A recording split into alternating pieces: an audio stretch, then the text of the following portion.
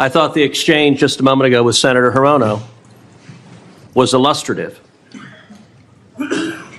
She asked you how you would respond if the president asked you to target his political enemies. It's rather striking because it's not a hypothetical. It has happened over the last 4 years. And I think perhaps the most tragic legacy of the Biden-Harris administration has been the politicization and the weaponization of the United States Department of Justice. If you look on the west pediment of the Supreme Court of the United States, just above the entrance, there's a simple yet profound four-word phrase: equal justice under law. We have seen over the last 4 years a Department of Justice that systematically targeted the political opponents of Joe Biden and Kamala Harris, and that systematically protected his friends and allies. At the efforts of Democrats to do anything possible to take him down. And I believe the real target in this was not President Trump, but it was the American people, that these prosecutions were brought because partisan prosecutors were terrified. Ladies and gentlemen, welcome back to Liberty Watchtower, where truth takes center stage. Here, we keep you informed, engaged, and thinking critically in a world that often demands it. If you're new to the channel, like this video, subscribe, and tap the notification bell to never miss a dose of real, unfiltered truth. Now, let's dive in. The position of Attorney General of the United States. This office is not merely a legal appointment. It is the guardian of justice, the chief enforcer of our laws, and the person entrusted with upholding the Constitution without fear or favor. The individual nominated for this role, General Pam Bondi, brings with her a long and distinguished record of public service. As the former Attorney General of the state of Florida, she led one of the largest state legal departments in the country, managing hundreds of attorneys and engaging directly in complex criminal prosecutions. Her background as a courtroom prosecutor, her leadership experience, and her understanding of both state and federal law have positioned her as a highly capable candidate. But this nomination comes at a time of deep division and distrust in our country, particularly when it comes to the role of the Department of Justice. Really not going to answer that question, so let me get on to. Would you like to? I do have I'd love to questions for the second round. You'll have a second round. Would you like to speak before I call on Senator Cruz? No, sir. Thank you. Okay. Senator Cruz. Thank you, Mr. Chairman. General Bondi, welcome. Thank you for your long career in public service, and thank you for your willingness to take on this incredibly important office. You know, I have to say, I don't know that there is a more important position in this new administration than the position to which you have been nominated, Attorney General of the United States. I thought the exchange just a moment ago with Senator Hirono was illustrative. She asked you how you would respond if the president asked you to target his political enemies. It's rather striking because it's not a hypothetical. It has happened over the last 4 years. And I think perhaps the most tragic legacy of the Biden-Harris administration has been the politicization and the weaponization of the United States Department of Justice. And we don't need to ask hypothetically because Joe Biden publicly mused and allowed the New York Times to report it, calling on Merrick Garland, why will he not prosecute Trump more quickly? And Merrick Garland, sadly, he sat in that chair and promised to be apolitical, and he broke that promise almost the instant he walked into the Department of Justice. If you look on the west pediment of the Supreme Court of the United States, just above the entrance, there's a simple yet profound four-word phrase: equal justice under law.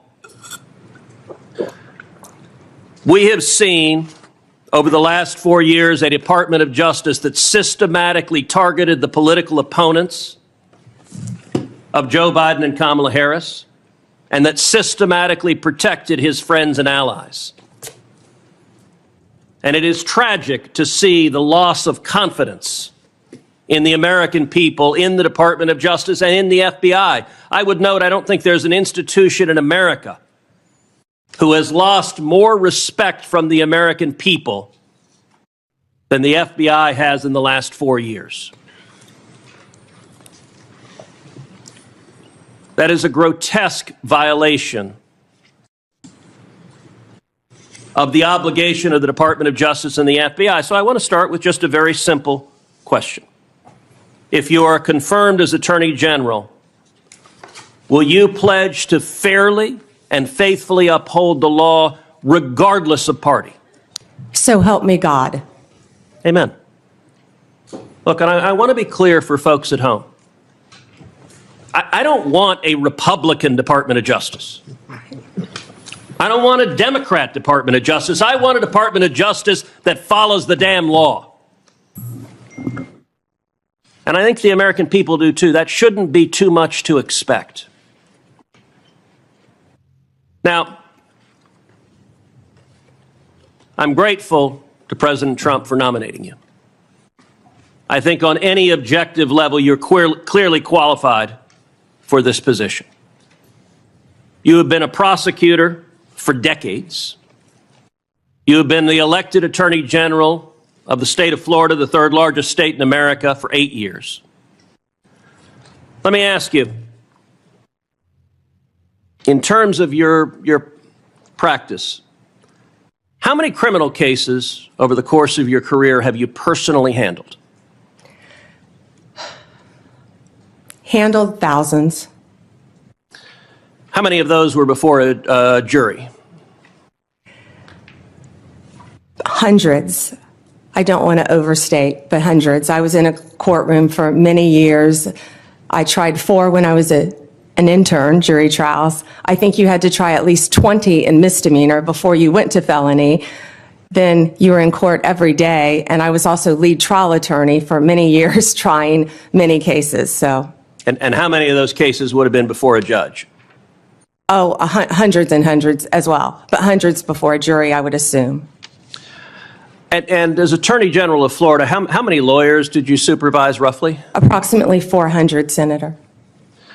Now, I also want to clarify something. During the course of this hearing, several Democrat senators have referred to you as President Trump's, quote, personal lawyer. Now I don't believe that is an accurate characterization. As I understand it, you represented President Trump as a White House special advisor during his first impeachment trial. Is that correct?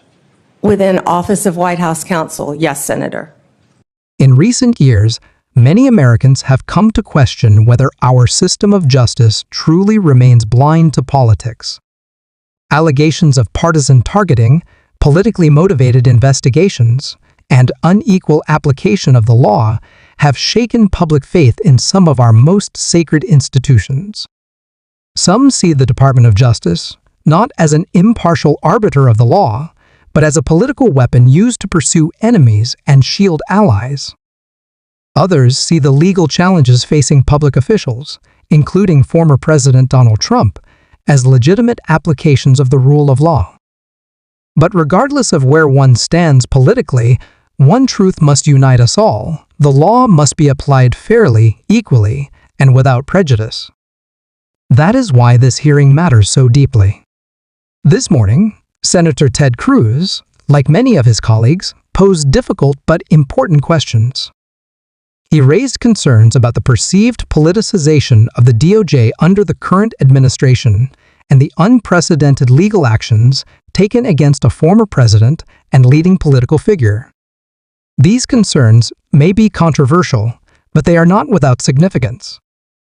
In a constitutional republic, the trust of the people in their institutions is not optional, it is essential. Senator Cruz called on this nominee not to serve any party, not to bend to political pressure, but to serve the law. To pledge, before the American people, that justice will be administered equally to all Democrat or Republican, ally or adversary, powerful or powerless. And to that, General Bondi gave the only answer that can be accepted from anyone entrusted with this office. Yes, Senator. That is what we should all expect from an Attorney General.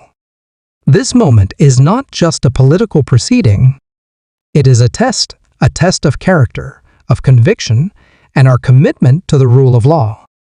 The decision we make here will echo far beyond these chambers. It will shape not only the leadership of the Department of Justice, but the public's confidence in whether our nation still holds fast to the ideal carved in stone above the Supreme Court, equal justice under law.